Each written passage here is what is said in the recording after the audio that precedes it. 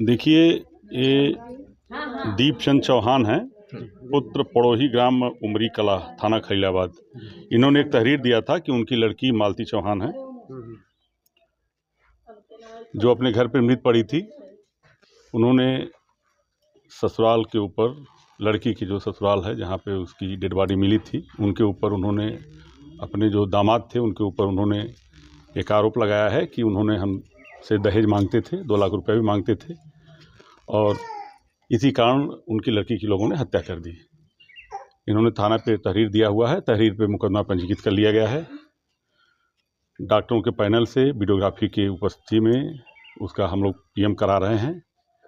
PM के बाद जो भी तथ्य प्रकाश में आते हैं, लड़की कैसे मरी है, किन परिस्थितियों में मरी है, जैसा कि कुछ लोग बता रहे हैं कि शायद फांसी लगाई थी। सुसाइड बता है।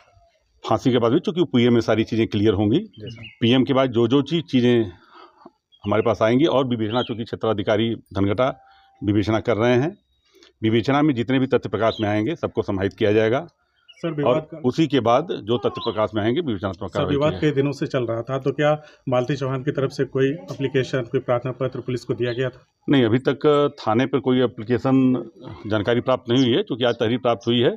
अगर कोई तहरीर दी गई होगी तो उस पर भी जांच की जाएगी। ये भी जानकारी प्राप्त हुई है कि इनके पति और इनके किसी दोस्त के साथ जो है थाने पर 151 की कार्रवाई भी की गई थी। अब वो किन परिस्थितियों में की गई थी, सब जांच का विषय है। सर, पति पत्नी और वो की मामले सामने आ रहे हैं। अब देखिए, जो मैंने कहा ना कि ये विवेचनात्मक विषय है, जो भी विवेचना में तथ्य प्रकाश में आएंगे हम लोग माननीय न्यायालय के समय रखेंगे। विवेचना क्षेत्राधिकारी द्वारा की जा रही है। जो भी तथ्य प्रकाश में आएंगे, अभी तो उनके घर वालों से बात की जानी है, अभी तो ससुराली पक्ष लोगों से बात की जाएगी। जितने भी तथ्य प्रकाश में आएंगे सभी खिलाफ कार्रवाई की जाएगी। एक सवाल, कुछ दिन पहले अर्जुन वर्मा नामक लड़के से विष्णु चौहान, जो मालती के पति हैं, शादी करा दिया था मंदिर में, तो उसे क्या इस जांच में शामिल किया जाएगा इस मामले को? मैंने कहा ना कि विवेचना प्रारंभ भी हुई है।